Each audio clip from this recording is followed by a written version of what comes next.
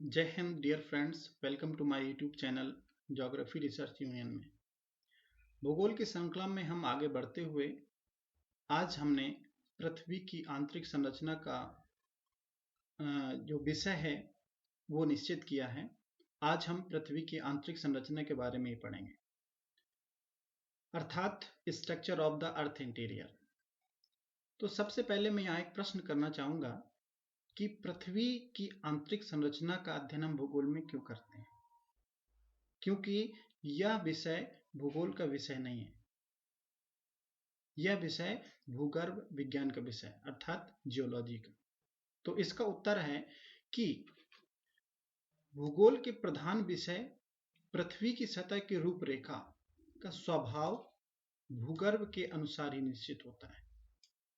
पृथ्वी की आंतरिक संरचना का अध्ययन करने का तात्पर्य हमारा यह है कि पृथ्वी का जो बाहरी स्वभाव है, जो वास्तविक बाहरी स्वभाव है, जिसमें पर्वत, पठार, मैदान, झील, नदी इत्यादि हैं, इनके पीछे कारण क्या है। अगर पर्वत है तो इसके पीछे बनने का कारण क्या है। अगर कहीं ज्वालामुखी है तो ज्वालामुखी बनने का कारण क्या है। अगर कहीं भूकंप आया है तो भूकंप आने का कारण क्या है। इन्हीं सब कारणों की जानकारी उपलब्ध करने के लिए या हासिल करने के लिए हमें पृथ्वी की आंतरिक संरचना का अध्ययन करना पड़ता है। सबसे पहले ये मान लिया गया था कि जैसे पृथ्वी का बाहरी स्वभाव है वैसे ही पृथ्वी का आंतरिक स्वभाव होगा।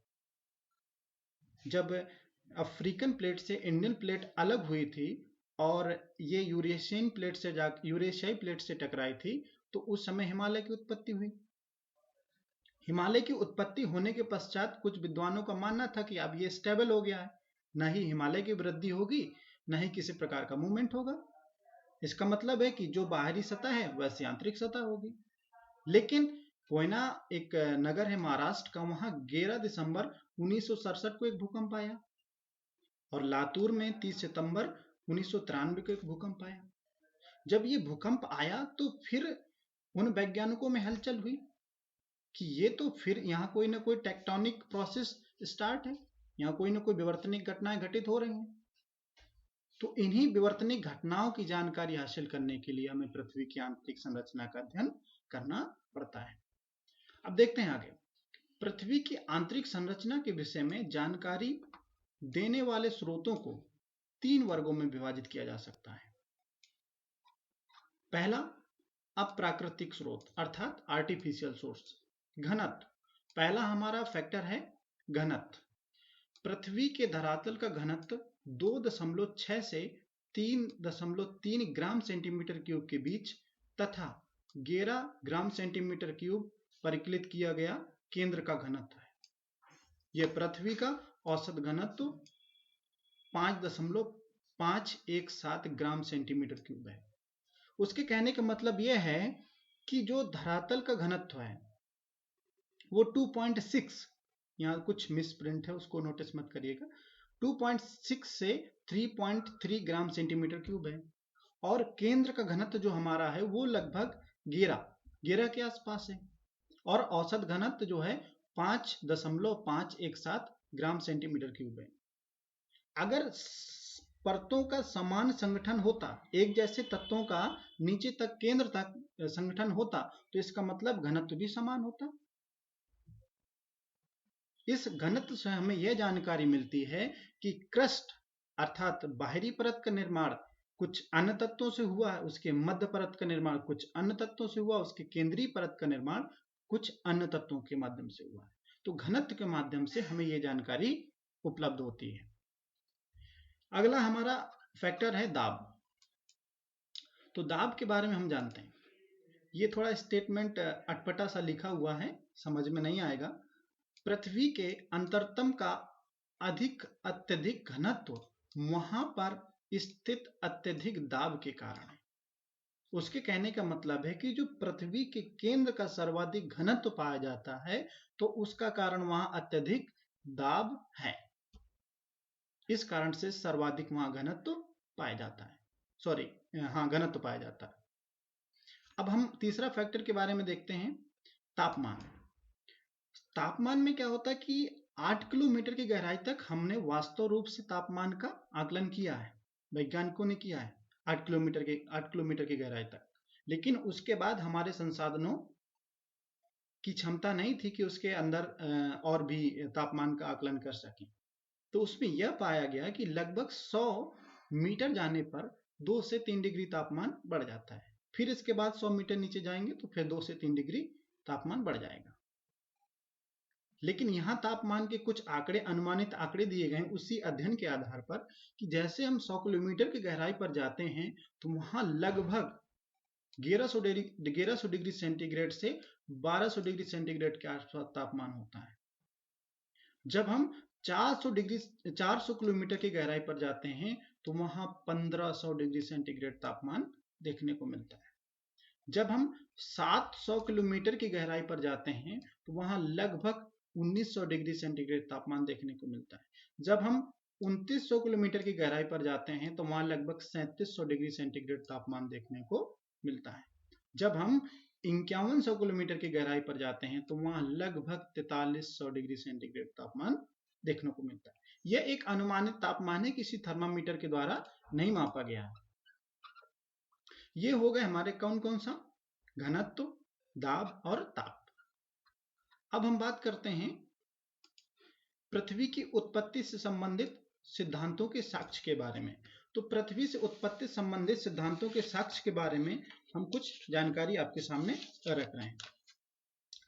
पहली जो एक परिकल्पना है जिसको हमने ग्रहाणु परिकल्पना कहा है, इसको चैम्बरलिन एवं मोल्टन द्वारा दिया गया था। इसमें उनका नाम नहीं लिखा तो आप लिख लीजिएगा, ग्रहाणु परिकल्पना जो दी गई थी वो चैम्बरलिन एवं मोल्टन के द्वारा दी गई थी। इस परिकल्पना के अनुसार, अर्थात ग्रहाणु परिकल्पना के अनुसार, पृथ्वी का निर्माण ठोस ग्रहाणुओं के समूहन के कारण माना गया है। इस आधार पर पृथ्वी का अंतरतम ठोस अवस्था में होना चाहिए। ये जो ग्रहाणु परिकल्पना है वो कहती है कि पृथ्वी का अंतरतम, उसका आंतरिक भाग ठोस अवस्था में होना चाहिए। तो ये किसका मत है? ग्रहाणु परिकल्पना के अनुसार, जो चैम्बरलिन और मोल्टन के द्वारा दी गई। इसके आगे हम देखते हैं, इसके आगे हमारी ज्वारीय परिकल्पना। तो ज्वारीय परिकल्पना क्या कहती है उसके बारे में भी देख लेते हैं।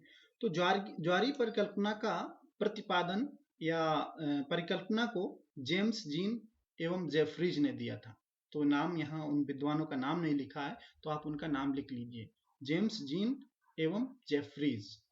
तो ज्वारीय परिकल्पना के अनुसार यदि पृथ्वी का निर्माण सूर्य से निःसृत ज्वारीय पदार्थों से हुआ है तो पृथ्वी का अंतरतम तरल अवस्था में होना चाहिए। ग्रहाणु परिकल्पना कहती है कि ठोस अवस्था में होना चाहिए, लेकिन ज्वारीय परिकल्पना कहती है तरल अवस्था में होना चाहिए। अगली परिकल्पना है निहारिका परिकल्पना, जो नेबुलर हाइपोथेसिस है वो लाप्लास के द्वारा दी गई। इसके अनुसार, अर्थात निहारिका परिकल्पना के अनुसार, पृथ्वी की उत्पत्ति गैस से बनी निहारिका से मानी जाती है। इस आधार पर पृथ्वी का अंतरतम वायव्य अवस्था में होना चाहिए। अब ये तीनों परिकल्पनाएं या तो सही हैं या तो गलत है। थ्योरी तो नहीं है, ये हाइपोथेसिस है, उनका मानना है, उनकी एक परिकल्पना है, उन्होंने ऐसा माना। जैसे ग्रहाणु परिकल्पना कहती है ठोस अवस्था में होना चाहिए, और ज्वारीय परिकल्पना कहती है तरल अवस्था में होना चाहिए, निहारिका परिकल्पना कहती है वायव्य अवस्था में होना चाहिए। ये अपने अपने मत है।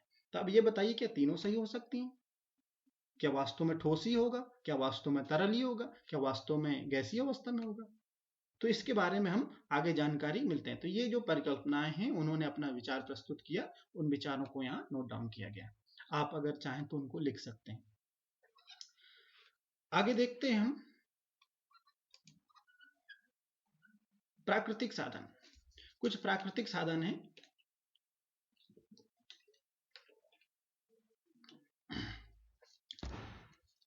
जैसे ज्वालामुखी क्रिया। इससे हम कुछ महत्वपूर्ण जानकारी भी हासिल कर सकते हैं। ज्वालामुखी क्रिया से पृथ्वी के आंतरिक भागों में जो एस्थेनोस्फीयर है वो जो प्लाज्मा स्टेट में पाया जाता है। तो जिस भाग में ज्यादा मैग्मा एकत्रित होता है उस भाग को हम मैग्मा चैम्बर कहते हैं। उस भाग को हम मैग्मा भंडार अर्थात मैग्मा चैम्बर कहते हैं, जहां मैग्मा ज्यादा एकत्रित होता है। तो डिफरेंस यहां जान लो मैग्मा और लावा का। जब वो गलित पदार्थ पृथ्वी के आंतरिक भाग में होती है तो मैग्मा कहलाता है। जब वही गलित पदार्थ पृथ्वी की सतह पर आकर फैल जाता है तो उसको हम लावा कहते हैं। तो जब वो फैल जाता है तो उसके मटेरियल की हम केस स्टडी करें, उसके केमिकल कंपोजिशन को देखें, उसके टेम्परेचर को देखें, उसकी रासायनिक संरचना के बारे में हम जानने का प्रयास करें, तो हमें वास्तविक जानकारी मिल सकती है कि पृथ्वी का आंतरिक भाग किन किन चट्टानों से, किन किन तत्वों से मिलकर बना है। तो ये प्राकृतिक साधन है अध्ययन करने का कि ज्वालामुखी क्रिया। दूसरा है हमारा भूकंप विज्ञान के साक्ष्य। जो सबसे ऑथेंटिक इस समय माना जा रहा है वो है हमारा भूकंप विज्ञान के साक्ष्य, एविडेंसेस ऑफ सेस्मोलॉजी। इसके माध्यम से हम वास्तविक जानकारी के करीब हम पहुंच जाते हैं। देखते हैं भूकंप विज्ञान में क्या होता है। भूकंप विज्ञान ही एक ऐसा प्रत्यक्ष साधन है जिससे पृथ्वी के आंतरिक भाग की बनावट के विषय में पर्याप्त जानकारी उपलब्ध होती है ना। तो यही एक ऐसा फैक्टर है जिसके माध्यम से हम आंतरिक भागों की जानकारी सही मिल सकती है। जिस जगह से भूकंप का कंपन प्रारंभ होता है उसे हम भूकंप मूल अर्थात फोकस कहते हैं। जहां से भूकंप की उत्पत्ति होती है, कंपन प्रारंभ होता है, उसको हम फोकस अर्थात भूकंप मूल कहते हैं। ये प्रश्न पूछा गया है, नेट जेआरएफ में पूछा गया है, पीजीटी में भी पूछा गया है। जिस स्थान पर भूकंप की लहरों का सबसे पहले अनुभव किया जाता है तो उसे भूकंप केंद्र अर्थात ईपी सेंटर कहते हैं। वो था भूकंप मूल और ये है भूकंप केंद्र। अब इसको हम ऐसे समझ सकते हैं कि जैसे वर्तमान में जैसे हम कानपुर में, तो कानपुर से भूकंप का ओरिजिन हुआ, स्टार्ट हुआ, और कानपुर से स्टार्ट होने के बाद डायरेक्ट हमें कहाँ महसूस हुआ, इलाहाबाद में। तो जो भूकंप मूल हुआ वो कानपुर हो जाएगा, और जहां हमने महसूस किया है सबसे पहले तो वो हो जाएगा हमारा इपी सेंटर अर्थात भूकंप केंद्र। वो होता है इपी सेंटर, जहां से उदय होता है उसको फोकस कहते हैं। देखते हैं आगे क्या है। मुख्य रूप से भूकंप की लहरों को 3 श्रेणियों में रखा गया है जो निम्न है। पहले इस चित्र को समझ लेते हैं। देखिए यह है हमारा एपिसेंटर, यह है एपिसेंटर। इसका मतलब है कि सबसे पहले भूकंप की तरंगें यहां हमें, जस्ट वेट, सबसे पहले भूकंप की तरंगें यहां महसूस की गई हैं। अब यहां देखिए ये जो येलो कलर की हैं वो पी वेव हैं और ये जो ब्लैक कलर की हैं वो सेकेंडरी वेव हैं। तो आप देखिए कि ये व्हाइट रीजन है, ये वाला ये प्राइमरी का शैडो जोन है। इसका पूछ लेता है कि प्राइमरी शैडो जोन का कितने से कितने डिग्री के बीच होता है, तो वो होता है 105 से लगाकर 140 डिग्री के बीच में होता है। यहाँ कोई भी भूकंप में तरंगें नहीं होती।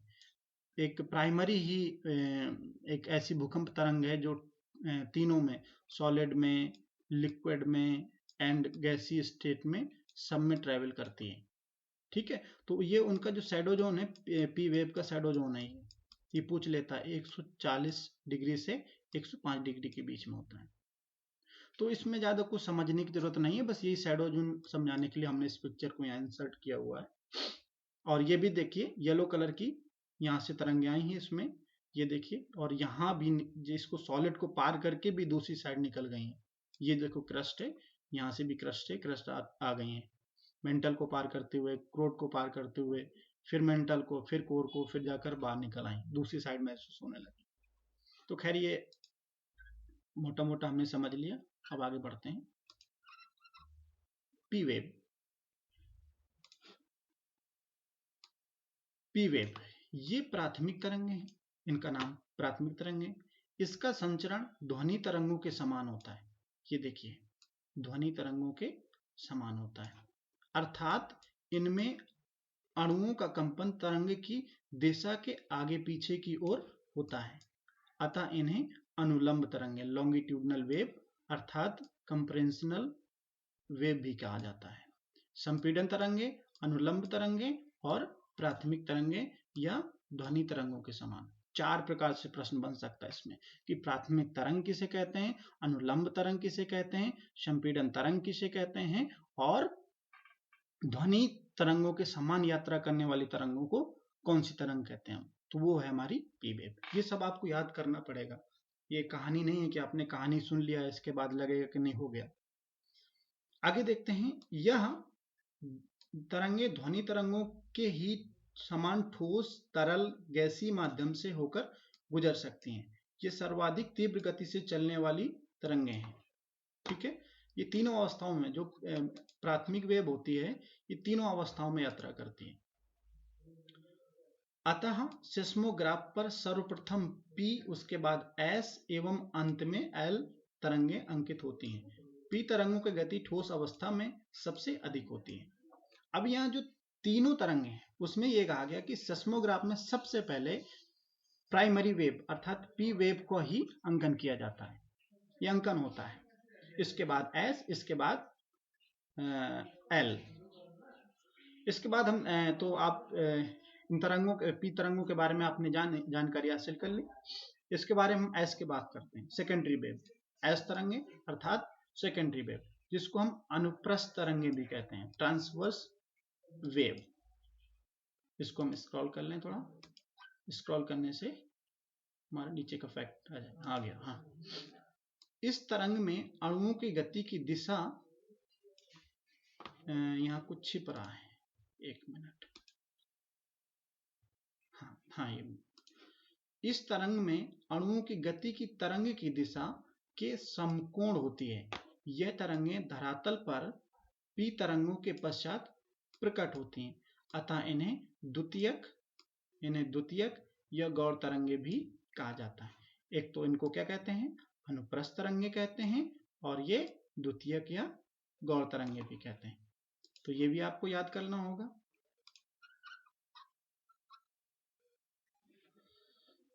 आगे देखते हैं, सामान्यतः एस तरंगों की तुलना में पी तरंगों की गति 1.7 गुना अधिक होती है।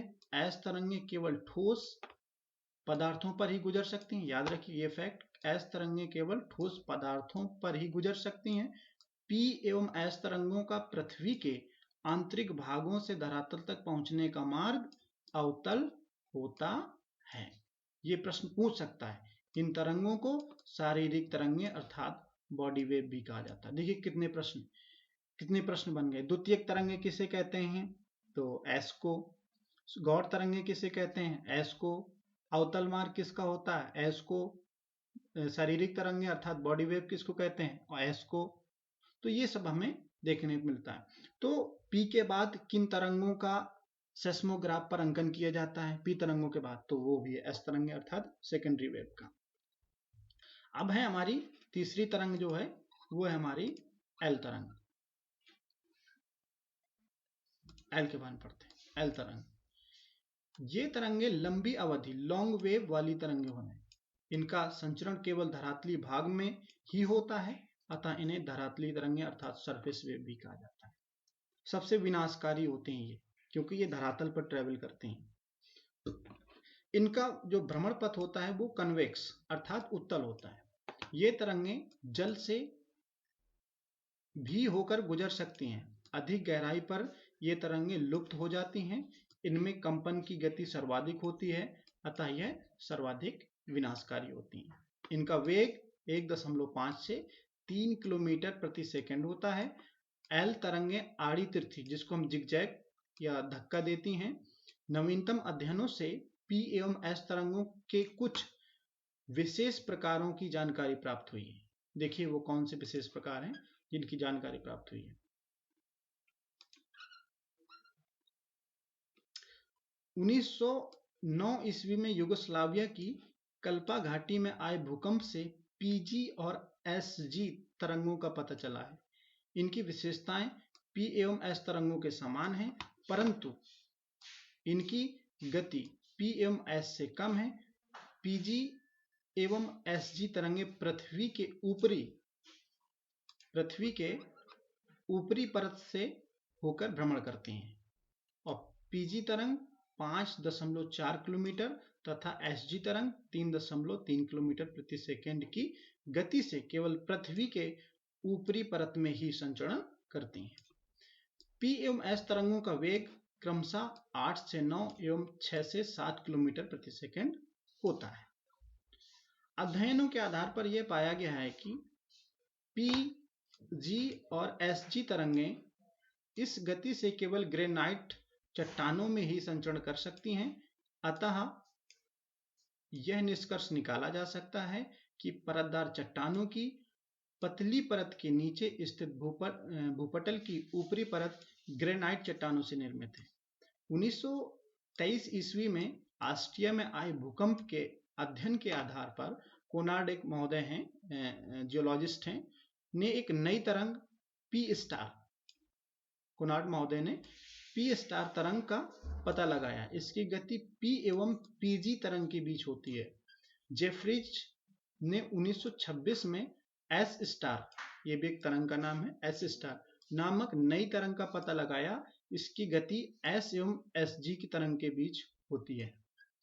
पी स्टार एवं एस स्टार तरंगों का अध्ययन द्वारा भूपटल के नीचे स्थित बेसाल्ट निर्मित मध्यवर्ती परत के बारे में जानकारी प्राप्त होती है।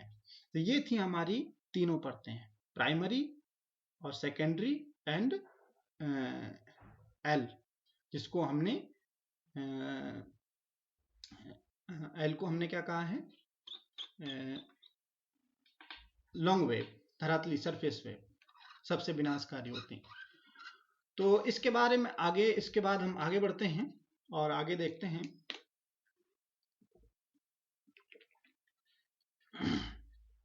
भूकंप की लहरों के आधार पर पृथ्वी को निम्न 3 मंडल में बांटा जा सकता है या मंडल बताए गए हैं। देखिए पहला कौन सा है, स्थल मंडल, जिसको हमने कहा लिथोस्फीयर। लिथोस्फीयर की गहराई जो होती है वो लगभग 100 किलोमीटर होती है। इसका घनत्व 3.5 और इसमें ये यहाँ ग्रेनाइट, सिलिका और एल्युमिनियम की अधिकता होती है, वो हमारा लिथोस्फीयर होता है। लिथोस्फीयर लगभग 100 किलोमीटर गहरा माना गया है। दूसरी हमारी परत जो है वो है पायरोस्फीयर। पायरोस्फीयर की गहराई जो है लगभग 100 किलोमीटर से 2880 किलोमीटर। इसका जो घनत्व है वो घनत्व यहाँ छिपा है, देख लेते हैं क्या है, 5.6 है। उसका घनत्व 5.6 और इसमें बेसाल्ट की अधिकता पाई जाती है। तीसरी जो है वो बैरिस्फीयर है। बैरिस्फीयर की गहराई 2880 से 6371 किलोमीटर अर्थात केंद्र तक। घनत्व इसका 8 से लगभग 11 होता है और इसमें लोहा और निकल की अधिकता होती है। तो ये जो हमारी भूकंपीय आधार पर, भूकंपों के आधार पर पृथ्वी को 3 मंडलों में बांटा गया है, लिथोस्फीयर, पायरोस्फीयर एंड बैरिस्फीयर। जो लिथोस्फीयर है वो 100 किलोमीटर, जो पायरोस्फीयर है वो 100 से 2880 किलोमीटर और जो बैरिस्फीयर है आंतरिक वाला वो 2880 से लगाकर 6371 किलोमीटर के आसपास पाया जाता है। घनत्व आपके सामने है, देखिए देख सकते हैं। लिथोस्फीयर, मेसोस्फीयर को हमने ही पायरोस्फीयर कहा है और ये बैरिस्फीयर, ये दिखाया गया, इसमें से कुछ विशेष नहीं। स्वेस के अनुसार, ये तो आपने 6th-7th में पढ़ा होगा, सियाल, सीमा, निफे। स्वेस को 3 परतों में विभाजित किया है जो निम्न है। सियाल, इसकी रचना सिलिका और एल्युमिनियम से हुई है। इसकी रचना सिलिका और एल्युमिनियम से हुई है। इसका औसत घनत्व देखें तो 2.9 है और इसकी गहराई 50 से 300 किलोमीटर के आसपास है। और जो महाद्वीपों का निर्माण हुआ है वो इसी परत से हुआ है। महाद्वीपों का निर्माण सियाल से हुआ है, ठीक है। दूसरी परत है सीमा। इसकी रचना सिलिका और मैग्नीशियम से हुई है। इसका औसत घनत्व 2.9 से 4.7 के बीच में और गहराई जो है 1000 से लगाकर 2000 किलोमीटर के बीच में है। तो वो हमारी सीमा हो गई। निफे, निफे की जो रचना हुई है निकिल और फेरियम से हुई है। इसका औसत घनत्व 11 के आसपास है और इसकी गहराई लगभग 4300 से 6371 किलोमीटर के बीच में पाई जाती है। तो ये स्वेस के अनुसार पूछ लेता है, स्वेस के अनुसार कितनी परतें हैं, तो सियाल, सीमा और निफे। इनका ज़्यादा कुछ समझने का वही नहीं बनता, ये तो आप बचपन से ही पढ़ रहे हैं। ये देख ली, ऐसे स्ट्रक्चर है, सियाल, सीमा, निफे, एक सीक्वेंस में लगाने को पूछ सकता है। सॉरी,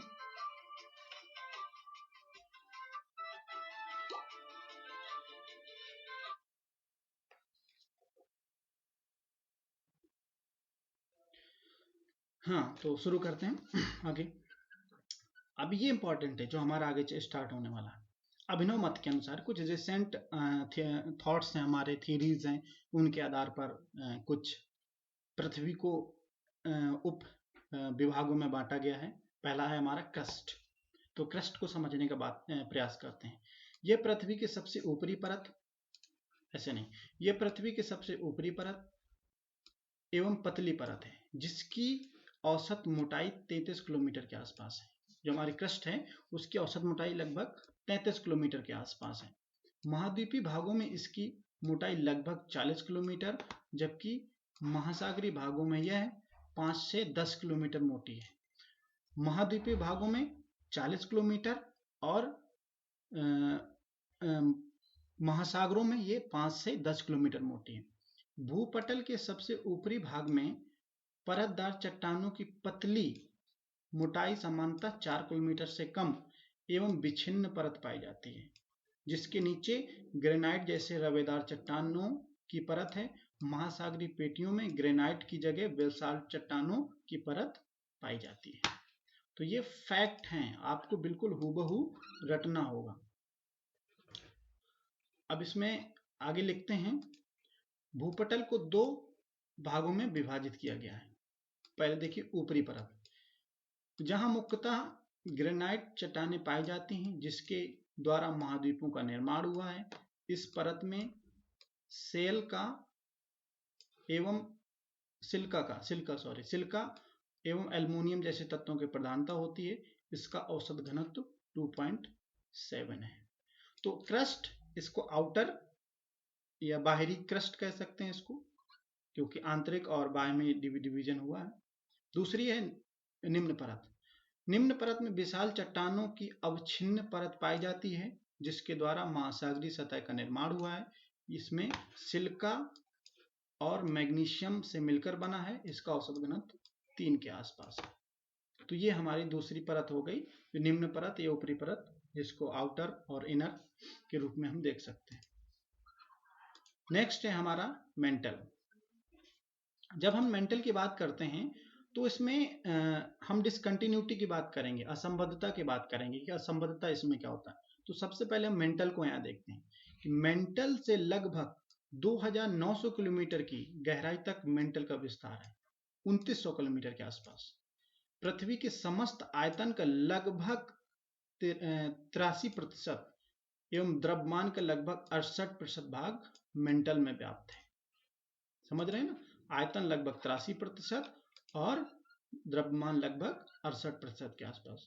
मेंटल के ऊपरी भाग का घनत्व 3 से 3.5 एवं निम्न भाग का घनत्व 4.5 से 5.5 है।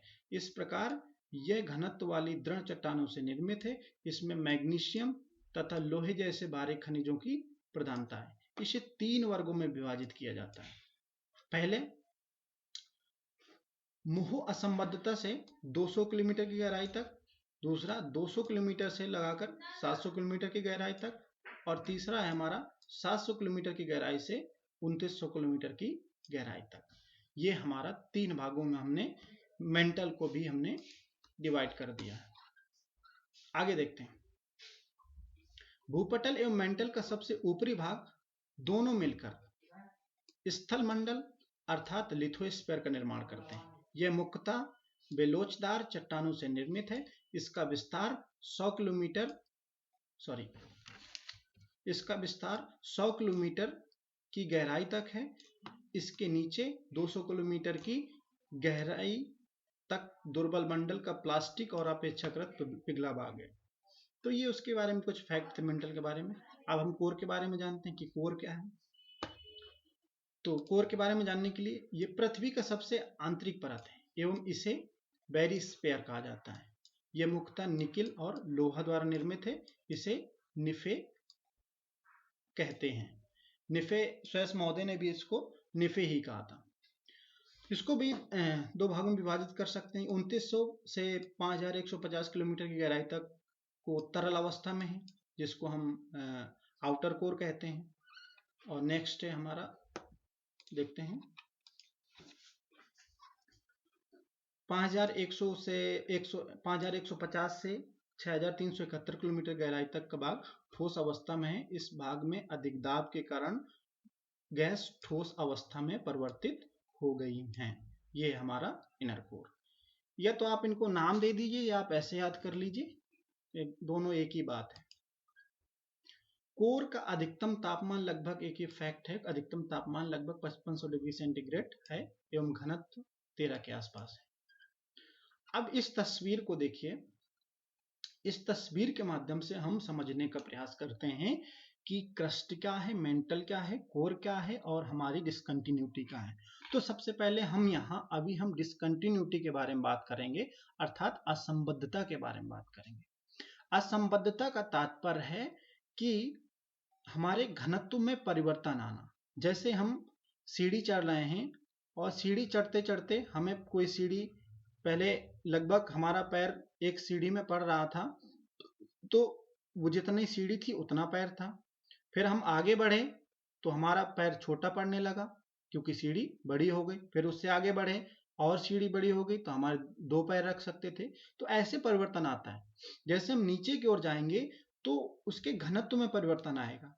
जो जैसे जैसे जहां जहां स्टेप में परिवर्तन आता है वहीं वहीं डिस्कंटिन्यूटी देखने को मिलती है। असंबद्धता मतलब एक अनियमितता देखने को मिलती है। तो वही लाइन को हम एक डिस्कंटिन्यूटी का नाम दे देते हैं।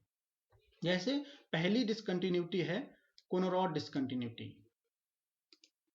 कोनोरॉड डिस्कंटिन्यूटी है between upper and lower crust के बीच में।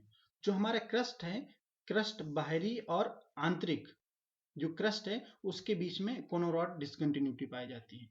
ठीक है। दूसरी है मोहरोविक डिस्कंटिन्यूटी। ये पाई जाती है between lower crust and upper mantle के बीच में। इसको हम दूसरी भाषा में कह सकते हैं कि क्रस्ट और मेंटल के बीच में। तो वो हमारी हो गई मोहरोविक डिस्कंटिन्यूटी। एक है रेप्टी डिस्कंटिन्यूटी जो between upper and lower mental के बीच में। जो दो मेंटल है, मेंटल को दो भागों में डिवाइड किया हमने, अपर और लोअर, तो उसके बीच में जो डिस्कंटिन्यूटी होगी उसको हम रेप्टी डिस्कंटिन्यूटी कहेंगे। एक होती गुटेनबर्ग डिस्कंटिन्यूटी। तो ये है between lower mental and outer core के बीच में, या इसको कह सकते हैं कि कोर और मेंटल के बीच में। एक लास्ट में है लेहमैन डिस्कंटिन्यूटी, जिसको हम कह सकते हैं कि ये आउटर कोर और इनर कोर के बीच में। तो ये हमारी एक सिस्टमैटिक तरीके से कोनोरॉड, मोहरोविक, रेप्टी, गुटेनबर्ग एंड लेहमैन डिस्कंटिन्यूटी के बारे में आपने जाना। और इस डिस्कंटिन्यूटी से लगभग एक प्रश्न हर एग्जाम में जो भूगोल से संबंधित है उसमें पूछा जाता है। तो इसलिए आपको डिस्कंटिन्यूटी ऐसी जैसे फिगर बना हुआ है हूबहू आपको ऐसे नोट डाउन कर लेना है। अगर इस फिगर को अगर ड्रॉ कर पाए तो बहुत ही अच्छी बात है। तो आई होप समझ पाए होंगे आज का लेक्चर। तो आज हम यहीं फिनिश करते हैं और इसमें जो कमियां हों आप कमेंट करके जरूर बताइएगा, तो उनमें हम सुधार करने का प्रयास करेंगे।